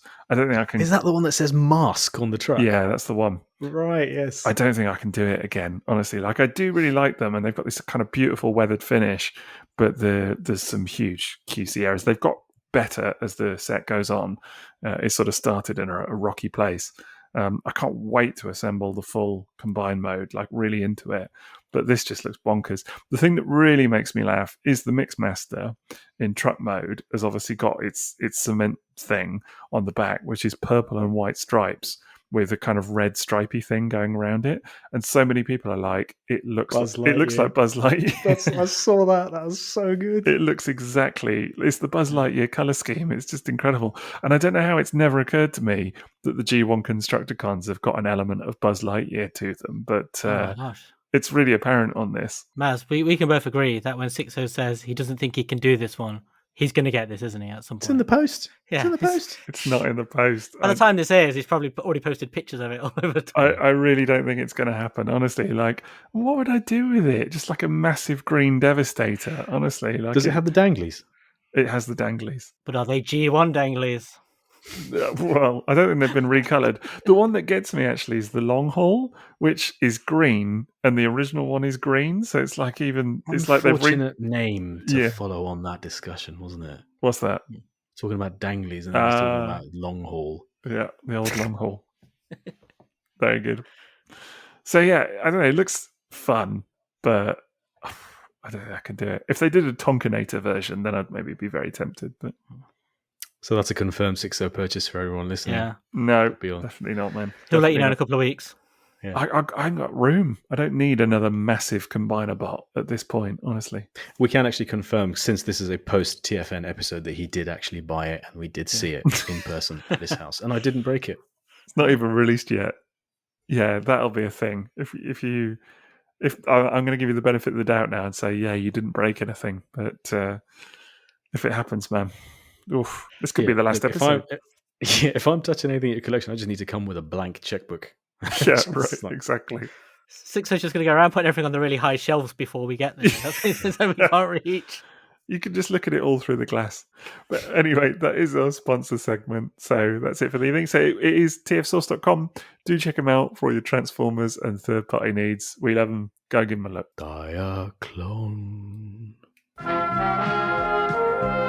We now return to the Transformers. Right, so we're back into it. Back into the old post-con discussion. And we've done rarest. We've done first. We've done last. I guess now it's best. So what's been your best ever con purchase, lads? I'm not going first. Oh, is that because you're afraid to overshadow us all? No, far from it. I haven't decided. Oh, okay. Still need a bit of thinking time. Liam, you got this one? Yeah, mine's quite easy. It's going to be that bloody titanium thing. It's only £3. I've become that predictable. That's when you find out Liam is sponsored by them. I mean, despite its limited transformation, I mean, it's still no. It's man, I don't buy that much, but the stuff I've got is all pretty great. So there's been some amazing stuff in there. Like I picked up, to go back to your Retgar story. At the same time you did that, from the same guy, I bought. You remember the book box reissues? Yeah, I bought the smokescreen off that guy for £30. Whilst I remember haggling with him. So that was pretty wonderful to get that again. But I think it was my favorite thing I've bought was I can't remember who made it. It was called Huge Dragon. It was like a Diaclone styled Omega Supreme. It was like a littlest thing. I don't know if you remember that at all. Oh yeah, not Master Made, not the ones that were like super deformed. I think it was M.A.K. Fans Toys. Maybe it's them guys. But it came with some knockoff Diaclone parts. And M.A.K. Fans Toys then, almost certainly. Yeah, and you pull the arms off it and you can plug Diaclone parts in. It's got little... it's basically like a Micromaster-sized Omega Supreme. And it just stands on my desk and it's fantastic. It's so much fun. It does look really cool. Yeah. I was so happy because I'd seen it... The first thing I'd seen when I got to the bar on the Friday was someone had it on the table who I was talking to. And I was like, and that's what made me buy it. I think it was Dom, actually, of all people. And and I knew I had to buy it straight away. And it's just having an Omega Supreme at that compact size where you can just constantly pick it up and look about it. It's so posable. I don't know, man. I'm sat here in front of Fans Toys Terminus Giganticus, so I don't think I do know what that is like. Yeah, I remember someone at the same convention got the is it Wei Jiang or someone like that did a third party one, like a really cheap one, but that was also massive. And I know we were talking DX9 about Gabriel, wasn't it? No. There was that one. There was that one, but there was a third one that was much cheaper. I think it was Wei Jiang. There was one, wasn't it? It was Wei Jiang. I think you're right. Yeah. Came with a little Dr. Geezer. Robot. Yeah, but, that does ring a bell. But someone had it. You know, we were talking in the last episode about in the bar. I think you were saying about someone had Trypticon. I remember one of the guys off TFW, that group, they had that, and he was just like stunned by how big it was as he was trying to put it up. And I was just there with the little Huge Dragon, the little tiny version. It just fits in my pocket, you know. I think you made a very sensible purchase, mate, honestly. Yeah. You can hold it and your bottle of rum. There we go. two things. But yeah, there was that. But also the other thing I would say was for a different reason was MMC's Thunderclash, which I think was called Colossus. And it's because it sold out straight away. And I asked Andy at some point during the thing, I texted him and just said, have you got any more of those? And I got a message back from him saying, someone's just returned one, come around and see me. And Is that Andy from Kapow?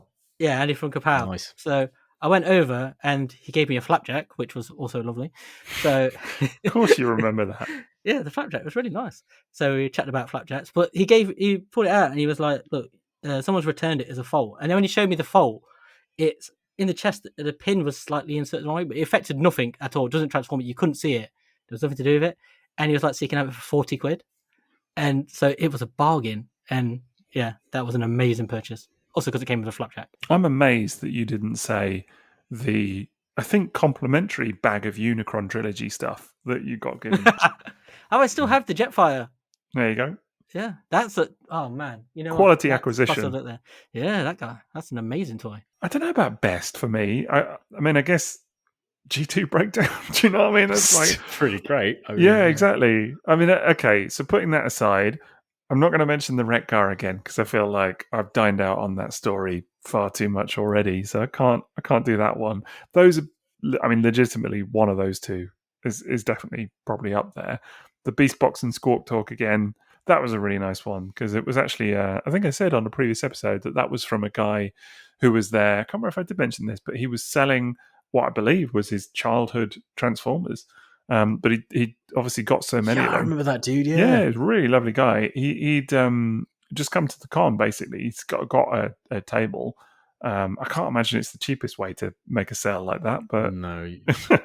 To get a dealer room table and everything, because you got to pay a fee and everything, didn't you? So, but he that's what he did, and he was selling all this stuff. He had some incredible stuff, all super top quality. I mean, for childhood Transformers, they cannot have been played with, because the pair that I got, the Beast Box and Squawk Talk, are just mint. But I think actually the best, and I feel happy saying that this has been the best purchase I made, was the year prior. So it was 2018. And it was a Paul Hitchens purchase again, was the 4, technically G1, Stormtroopers. Which, of course, if people don't know what they are or whatever, they were released sort of in the sort of very latter days of G1 in Europe and other territories. And they're 4 new molds, and they're colour-changing toys, basically. So you get them wet and they change colour. I wouldn't say super rare or anything, but they really don't pop up very commonly at all. I would say they're on the cusp of being rare, but especially in decent condition, because whenever you do see them online, they are just beaten up, or they, through use of the accessory, through use of the gimmick, I should say, the water changing feature, all the stickers and everything look awful. And these were sealed. What a great idea. A toy with stickers that has a water changing feature. It's incredible, isn't it? That's incredible. Almost like they made them for children. Yeah. What were they thinking? I know, and not for adult collectors some 30, 40 years later. I mean, really incredible, very late day G1 toys. Just transform so bizarrely. I mean, 4 cars, but just don't transform like anything else in the rest of the line. Kind of, for me, really fit very nicely in that era of like Turbo Masters and all of that kind of stuff, and I just love them. So for me, that just for the condition they're in and everything, absolutely incredible purchase. Good shout. Amazing. M.A.S., you thought about it? Yeah, I've been thinking about it. Typically haven't been able to come down to one answer. I knew it. I will say that the stuff that I got from US shows was probably more impressive, and maybe that's because that was back in 2006 and 2007 when stuff like this was still borderline affordable when you went to a toy show. Whereas now some of that stuff would be in the thousands, and I just simply wouldn't even look at it. I wouldn't even consider it. It would just be, I'll take a photo of that. Nice to see it. Quietly insult the person who buys it. But now, which is normally Sixo, and now it's more a case of, you don't even wait for me to buy something to insult me. You just go for it. What are you on about? Preemptive strike. Honestly. I think my favorite toy that I've bought was the Orange Canopy Ramjet, because it was such a special toy, and I love Ramjet, and that was such a beautiful item to have, and I treasured it deeply, and I would still have it today if I didn't give it away to someone who I really felt deserved it and who had done me endless favors and given me endless free high-end stuff just out of the kindness of his heart. That is one I can't forget. Every TF Nation I've been to the last 3 years, I've come home with a piece of Nick Roach Diaclone artwork. And I don't think anything makes me happier than the end of the con on a Sunday, going over to the queue that is longer than, physics should allow. And I can go home with another Nick Roach commission. I've got another commissioned for this year, and I can't wait to see it in person. And it's going to be in under 2 weeks, and that's going up on the wall with the other 3. Nice. Those purchases are... because he always surprises you. You don't know what you're getting. How has he interpreted this? And you look at it and you think, it's even better than I imagined. I don't think anyone's ever drawn a head sculpt nicer than what he did with Dire Battles, which already is the most handsome robot ever. And he did an astounding job. And I love that thing deeply. That is absolutely stunning piece of artwork. I remember when you showed me, I was like, oh my God, that's incredible. And then he did a big powered, and then he did old Fishbowl Head, Battle Buffalo, which is basically a sphere with 2 antennae, and he's made it look incredible. And that's the talent of the man. And so that's definitely ranks amongst my favorites. But I think it's that Ramjet, honestly, that was the most special thing I bought at a con. Fair enough. Enough. Another great choice. Liam, do you think he really wants us to know that he got that Ramjet? Subtle hints, yeah. I'm going to include a link when we post on Twitter to the articles I wrote about it. That's what this whole bloody episode is about, isn't it? Just about you getting some engagement. Plug, man. Yeah, that's it. It's all been working out, playing the long game. I'll try anything, mate. Bloody hell. And trying to get a Ramjet again. Are you trying to get that guy? I do own Orange Canopy Ramjet now, a production version, but it's just not the same thing. It's not the one from Hasbro's archives. It's just not the same thing. Yeah, but we'll talk about the one tonight, honestly. We're all Backstreet Boys fans. Yeah, must be that. Backstreet's back, baby. That's something I wouldn't mind finding at a show. I was just going to say. I remember unworn Backstreet would be great. I remember Sid at last year. I was just going to say that. Yeah. He found the best Backstreet from Andy incredible. From Kapow. Yeah. I remember that very distinctly, him showing it off in the bar. And everybody was just like, whoa, that is something. Right. Okay, cool. So we've done best. We're into next. That's it. So what's coming up next? So this is where you gotta lay your odds now. What you're gonna get at TFN 22? God, there are so many things I'm looking at. Like I'd quite like to revisit the Turbo Masters, particularly Flash, because I'd love that toy as a kid. That's high on my list of things. A G1 Red Alert, something like that.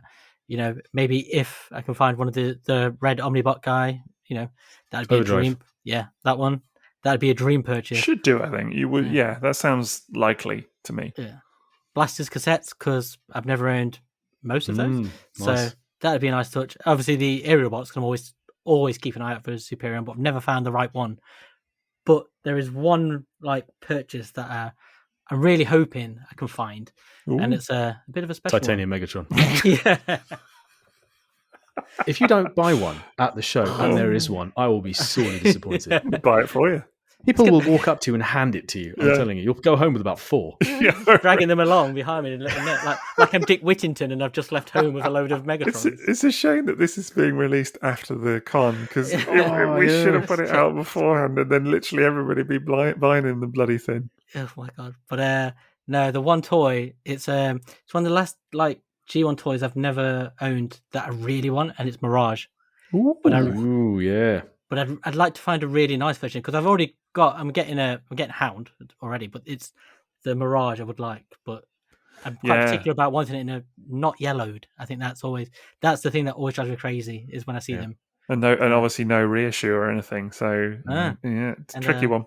But it's whenever I look at them on eBay and stuff, and it's always really hard to tell, from the pictures whether something's yellowed. Yeah. And so many of them are tatty with bits thingy. Yes. But especially it's the clear sticker on the spoiler at the front. It's just always peeled. And the spoilers are often broke, and the tires and stuff split like at the waist. Yeah. So I'm hoping to find one of those. That would be my extravagant purchase. I think if I saw one, I'd probably go. That is a toy that does not disappoint. Yeah. It's kind of it's been there for so long, been on the list of things I really want to get, but it's about getting it in a certain condition, enjoying it as it should be.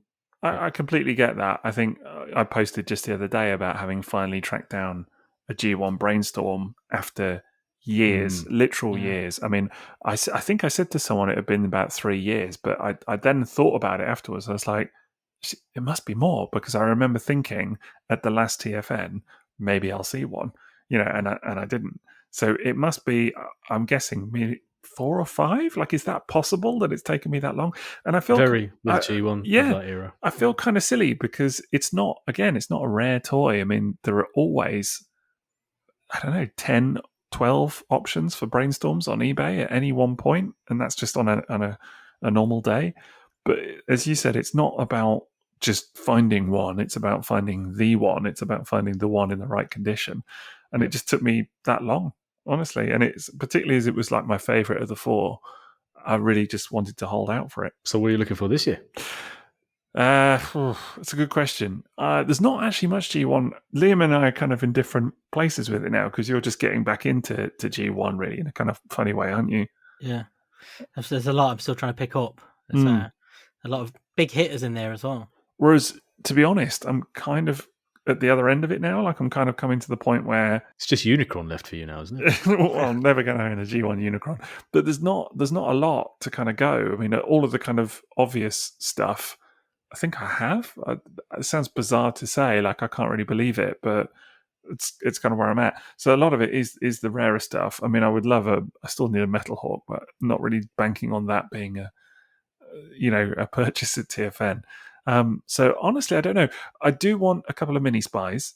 So there are 3 mini spies that I need. I'm not going full M.A.S. and getting still not done. Right. Still not done. Isn't it the case that you can't get any of those Sixo because M.A.S. owns all of them? I think actually all of them, bar maybe one, I think in my collection are all from M.A.S. They're all M.A.S. cast-offs. It's corner of the world in to great buy condition. of them. Yeah, all immaculate. Honestly, like you wouldn't know that there was. Apparently, M.A.S. thinks that they're not up to snuff. He is a mini spy cartel. That's what he is. It's incredible. Yeah. Well, as we said, I think it was in the first episode, there are more mini spies in Iceland now than anywhere in the rest of the world. It's mini spy v spy here. Yeah, indeed. So yeah, I think pretty much all of the mini spies I've got came from M.A.S. They're all M.A.S.'s cast. Coin just dropped, did it, Liam? Yeah. Get it? Coin drop? No. Okay. These are the best jokes as well. But yeah, so I've got 1 yellow guy to get and 2 blue guys. So yeah, got to pick those up. So that might be a thing. Any Micromaster related stuff, like any of the transports or bases, stations? All Micromasters bases and stations all done. All Micromasters done. That's done. Pretenders are done, apart from old Metal Hawk. Headmasters and Target Masters done. Don't you need another set of Pretenders where you can put the hats on and it's okay, and you just leave them on for the sake of photographs? I mean, no. You just get the shells. You just the get the Pretender shells. hat stands. The only shell, if I saw it and it was mint, the only shell I would get would be Wave Rider, because I have the Japanese version, so it might be fun to have the Hasbro version with the brown hair, because they have different coloured hair. I know it's mad, isn't it? But that might if I saw it. Tell me, mate. I'm preaching to the choir. Exactly. If I saw it and it was there and it was dirt cheap and in mint condition, yeah, I probably would get it. Do you know what I mean? But otherwise, I really don't know. Honestly, I'm just like, let's see what happens. So yeah, mini spies, I'll be on the lookout. That's why following you around the show is so interesting to see what you buy, because you don't go in with a plan and then it's like, Yeah, for example, when you bought those Argentinian minibots, I just thought I would never have pegged you for buying that stuff. And it's just, that was a show purchase, something that took your interest at the time. It's always fascinating to see what you'll end up with. If I saw another Argentinian minibot or something like that, yeah, that might be tempting, like a proper variant thing. That would be tempting for sure. It feels like it's unlikely. Do you know what I mean? So, or going to be too expensive. So I guess we'll see. Maybe some Beast Wars stuff. Maybe. What are you missing from Beast Wars? What are you loads. Absolutely tons from Beast Wars, honestly. Like a lot of the earlier stuff, especially. Like I'm fairly well covered in terms of transmetals. But Fusels have I've got Quick Strike and Silverbolt in terms of Fusels. That's it. So that would be fun. That would be fun. The one I'd really love, actually, is some of the Japanese repaints of the Fusels. There are only 3 of them, and there's a Talker repaint in blue. I would love to see that one day, but it's like super rare. I saw there was one on a Japanese site the other day, and it was something like 400 or 500 quid or something. So I was just like, absolutely no way, forget it. So that may never happen, but it might just be one of those random things that you stumble across. You never know. Like a G2 breakdown. Yeah, exactly. Exactly. Yeah, you made me realise the Micromaster bases, the two are missing, Grease Pit and Ironworks are the two of the top things I would like to get as well. That's very likely, I would say. Would you pick them up loose, or do you want them boxed? Loose would be fine. I'm quite happy with that. But I'd also like to get, some of the transports, the sort of train things that are really hard to get, but some of those. Well, did you see the few TFN Toy-Fu video? They've got the lot. They have a complete run of Micromasters that they are bringing to the show. Everything, all the transports, all the bases. Get all the in their soapbox. Get to Toy-Fu. Do they have prices on them? Or not yet, but they are always reasonably priced. Yeah, that's fine. I'm probably running straight in there then. Rugby tackling people out the way, leaping over. Like that O.J. Simpson advert they always show. Toyfu are amazing, aren't they? Because they do get some legit amazing stuff, and they never overprice it. They're always very generous about it. Really good people, man. Yeah, so really, really good. Makes sense on every level. Yeah, and you're supporting a good cause, aren't you, with Mary's Meals? So absolutely, it's this is your year, Soapbox. This is it. This is what man. I do. It's for charity. Yeah. Well, no, if they've got them, I'll go for them. But and also, just as a small thing, I'd quite like to get something interesting. Just something odd. Like we talk about. You mean like compared to all the boring shit you've just mentioned? No, but like we were talking about the Micromasters. Like the rarest show purchase there, and like we're talking about your Mexican dog-eared whatever, and Italian Jeff Patron, whatever, all that stuff. But like, I was like, it'd be nice to just get something small, just something interesting that's really unique, I think, as well. Titanium Megatron. Tone down the sass, Titanium Megatron boy. I am picking up a black shuffler, if that's of any interest. Ooh. Oh yeah, the KO. That's cool. Yeah, John's giving it to me. That is cool. That is very cool. I got to tell you, I was genuinely on the cusp of sending a message saying, "Go on, then I'll take it." And then you got in there, and I was like, "Fair play." Do you know what I mean? Good on him. I was pleased that you did. You called him when you talked to me about it. I did not do anything of the sort. But no, I thought this is the end of Triple Takeover now. Yeah, indeed. Well, fight in the deep room. Will be if Maz has broken any of my toys by now. What masterpiece you got in this week, Sixo? Oh no, the masterpiece is the least of your worries, mate. Honestly, vintage stuff you want to keep away from. But yeah, no, I thought the black shuffler was really cool.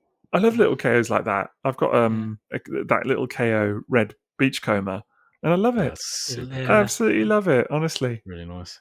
For my part, I think I'd be really happy to pick up MP53 skids because got reboost and crosscut, and I'm so in love with those that even though I'm not a massive fan of the skids head sculpt on that toy or the color, it's just I would love another version of that toy. I happily would buy skids, and they kind of managed to vanish a little bit from the online stores. So I'm glad this is now going out after TFN, so it's got a really good chance of picking it up. Is Tonkanator going to be at TF Nation, or is that going to be released afterwards? I think it's released afterwards. I don't think it's out yet. So that's not going to be one. Another thing I'd quite like to get is maybe, if I see it, the Superlink Shock Fleet. If I see a Sprung in person, like a nice boxed or sealed Superlink Sprung, I'd really love to go home with a Superlink toy. It was such a left field thing for me to experience, but I'll save that for the miniseries. So something like that. G1, I still look for G1 stuff.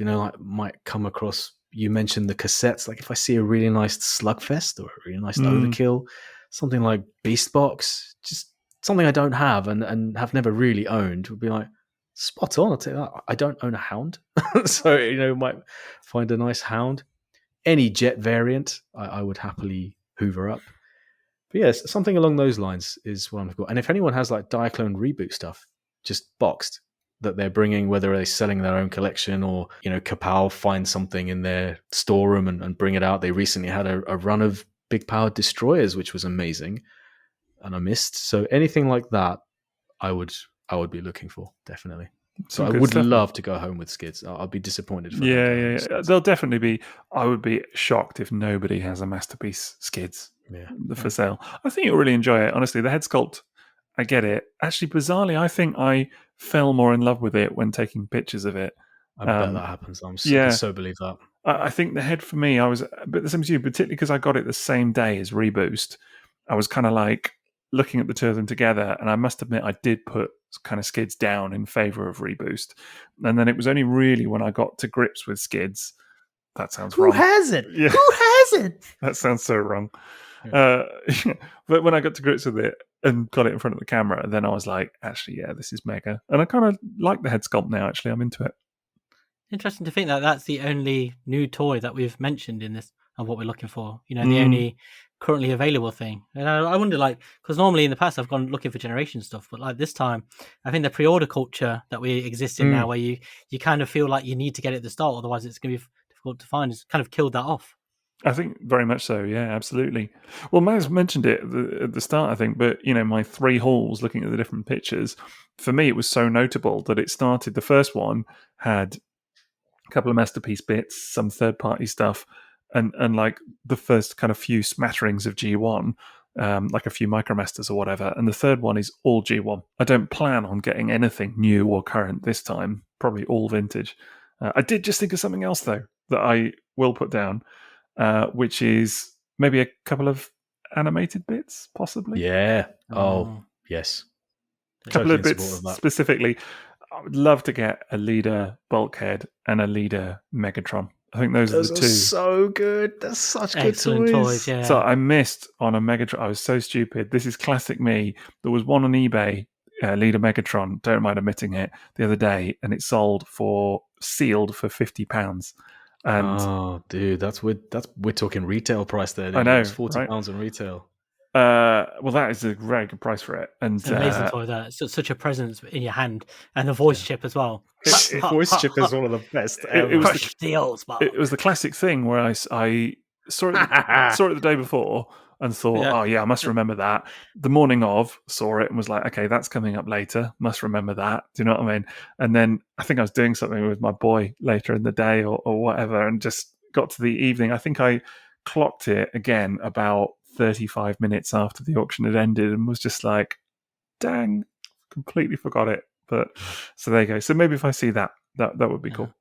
Good show. Excellent. I'm looking for Energon and Inferno. That was the other thing. Yeah, good one. Nice. Reckon I might find a Superlink Inferno Vault there. I would really like to experience that tool. Oh, the grapple one. Yeah, I would be super happy to go home with that. Yeah, maybe. I've never looked for Unicron Trilogy stuff at TFN, so I don't really know, but I think, yeah, there is bound to be a lot there. Oh, Binal Tech Blue Prowl. If I see one of those, it could happen. I'll keep my eyes peeled for you. Mad, isn't it? Just think when we do that mini-sode, we're going to be sitting there going, yep, didn't get anything that I wanted. It's just a bag of magic beans. Yeah. Do you reckon there's any chance anyone's going to be selling a TFC ST Commander in the Optimus colours? No chances there. Minimal chance.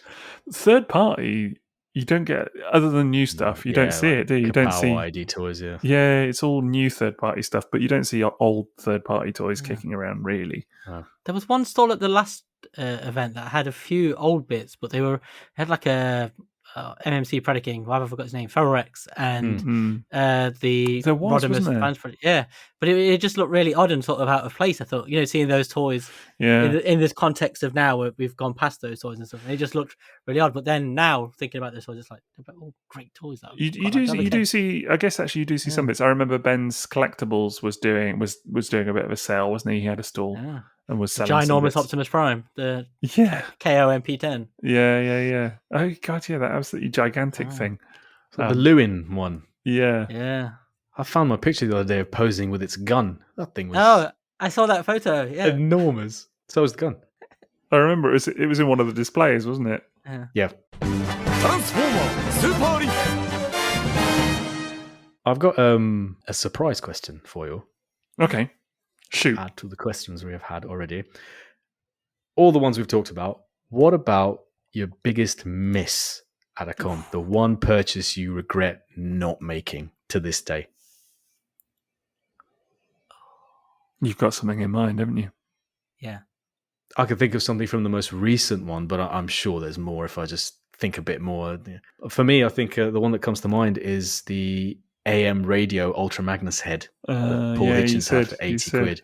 I saw the picture of it today I wish I'd gone home with it. It's just basically a massive, chunky G1 Ultra Magnus head. Great sculpt, and it's just an AM radio. I was like, I can't believe I said no to it. That would be top of the list of things I wish I'd bought.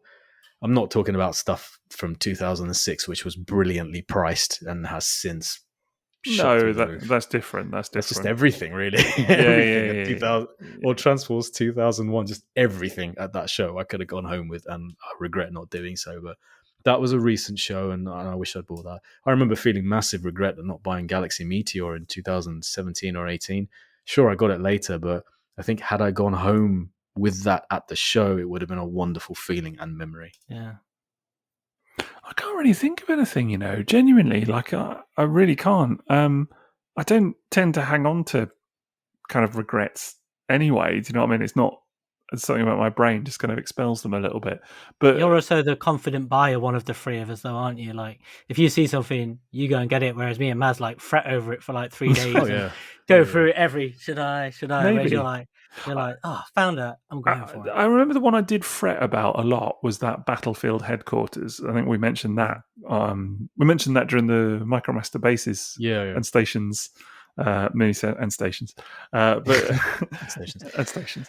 But we talked a bit about that then. Yeah, there was a Battlefield Headquarters, which I did and a lot about, and I came very close to buying a TFN 1 year, and I didn't. And I remember going home thinking, should I have, because I may not see this again. But then it wasn't that long after that you clocked one Maz online, and I bought that one, and it's way better and cheaper. So I haven't seen a nicer one since. Yeah, so that worked out. So I think sometimes these things happen for a reason, I guess. I don't know. Yeah, for me, I mentioned it in the last episode, but there was that Superion that was £40 that I had in my hands and then put down because someone called me over for a second and turned around and someone else had bought it. But yeah, there have been a few things like that, just little things you've seen and just as you regret. Like the silliest one was at Toy Fu, not the last year, and the one before. They had an Archforce Megatron. Oh, nice. I must have seen it dozens of times going around, and then I didn't buy it. And it bugged me for ages, and I thought, man, if they have it next year, not that they would ever have it next year, but just if they did, I'd pick it up straight away. Guess what? They had it the following year. Guess what? Didn't buy it again. Exactly the same thing. I'm picking that up before the end of the show.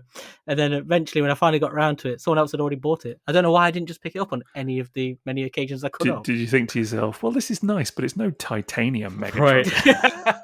Right. But it was. I think it's because there's always such a big queue there. Sometimes you go past, and you go, "I'll come back in a little." Yeah, bit. Sure. And then, please tell me you have a photo of this titanium Megatron that we could use on the episode art for this one. Oh, I'll have to look it up. I don't think I've ever taken photos of it. But, I have to get one now and take some pictures of it between now. You got £3 spare. If you listen to this post TFN, well, that's why it's on the art. If it's on the artwork, if it's not now, people are going to get to this point and be like disappointed. Honestly, I'm just glad it doesn't mean they're going to hear this afterwards. So it's not going to be loads of people chucking them at me and stuff. But it would hurt, wouldn't it? Metal, so yeah. We can put a tweet out. We can tweet about it. What Liam really wants. What he really, really wants. If you see this man, throw a titanium Megatron at him.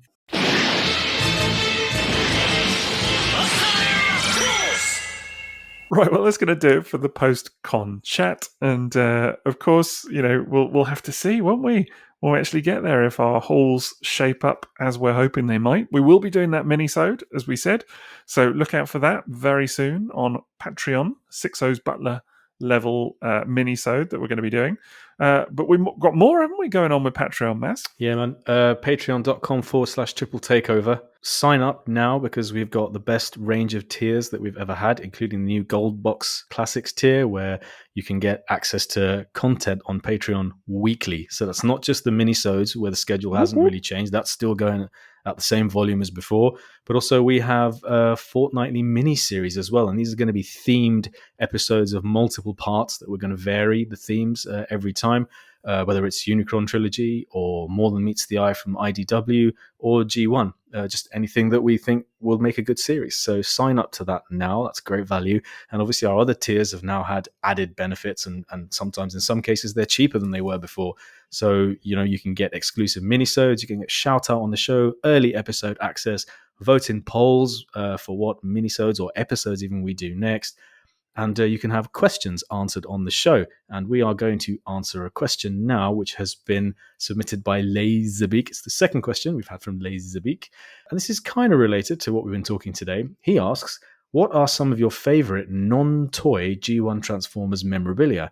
Just for example, one of my most nostalgic and beloved non-toy Transformers items is the Great Car Rally audiobook with cassette, published by Marvel in 84-85 with artwork by Earl Norham. What about you guys? I know what Liam's answer is going to be. The Soundwave. What, Titanium Megatron? Yeah. That's not going away anytime soon. Yeah. No, I thought you were going to say the Soundwave. Yeah. The tape cassette player Soundwave. But I mean, I've spoken about that a lot. So the other thing I would choose would be the Transformers movie G1 poster mag. I don't know if you remember that. Oh, yeah, it's good. That was on my wall for many years as a kid. With the UK artwork. Yeah. I guess if it's something vintagey, do you know, I was going to relate it to Transformers the movie as well. I just remember having the poster up on my bedroom as a kid, and that was just. I know it sounds silly because it's a poster, but in terms of actual entertainment value, I probably spent more hours as a kid staring at that poster than I did playing with some of the toys. It's an imagination sparker, isn't it? It sets it off. Yeah. Like you're just constantly looking at it. And would that have been from the same poster magazine, I'd assume, probably at that point? Wouldn't it? Quite probably, yeah. Actually, probably. Yeah, to be honest, I guess it was. I remember just having it for years on the bedroom wall. And I loved it. Even today, I can remember all the little details, just all the facial expressions. Optimus is back. The little car that's going around that no one ever knows who it is. Just all of it. Just absolutely incredible. Astro Train's no wings. Yeah. There's such a lack of G1 memorabilia at toy shows to buy. Yeah, it would be nice if there was more of that stuff. Oh, the torch. Yeah, there was the the torch. Yeah, Master Prime thing.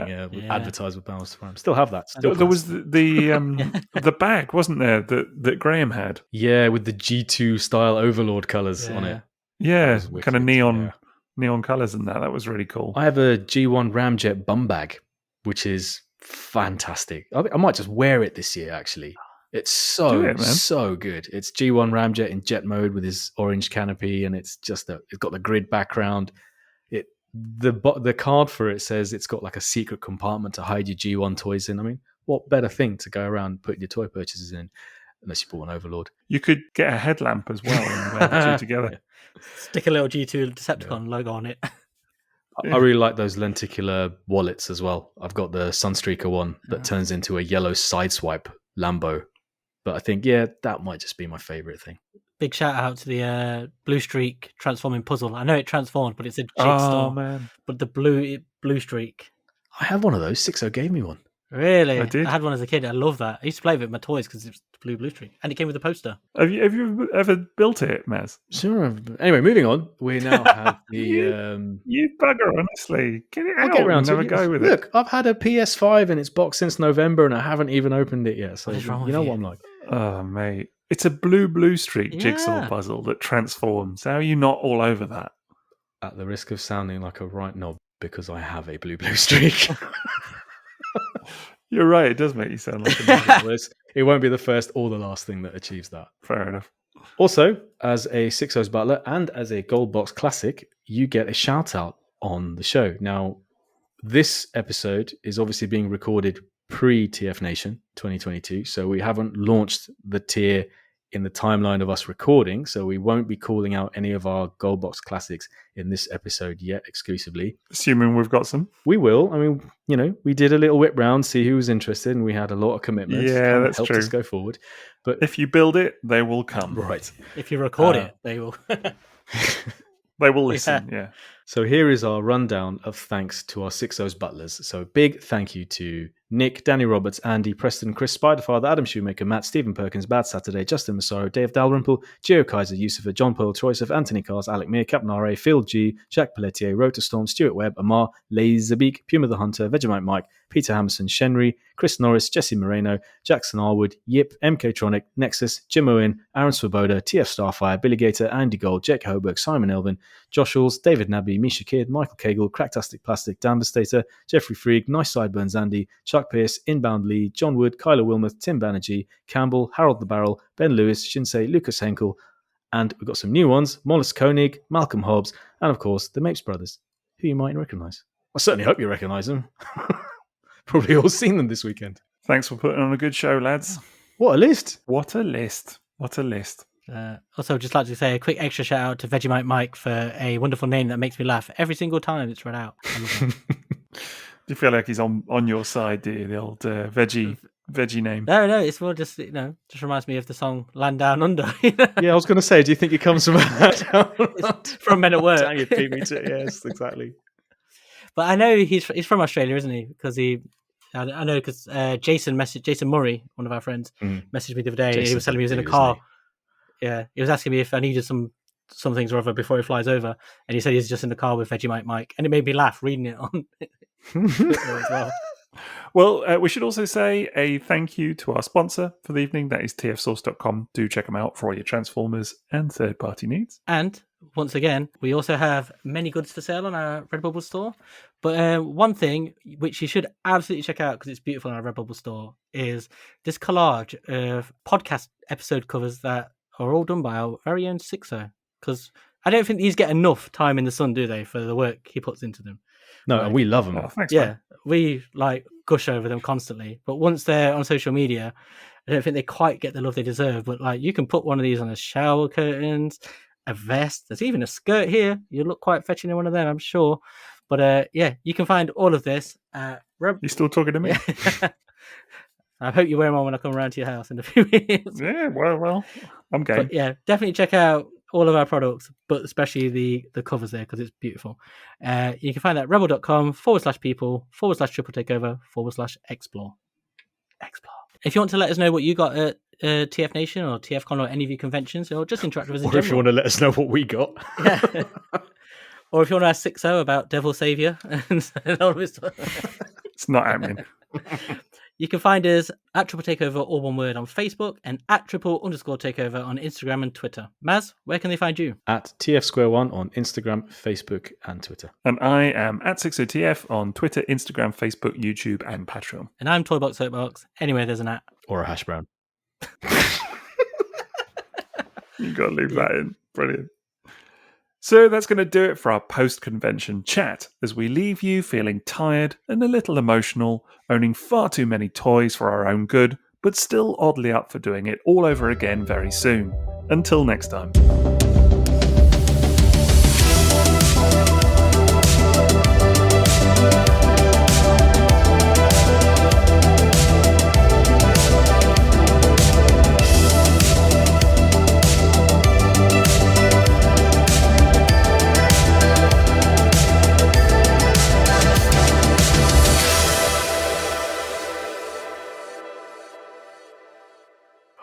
Liam, I'm just looking at the tweets, the quote tweets, and someone has put best Transformers toy and rarest Transformers toy as bloody titanium Megatron.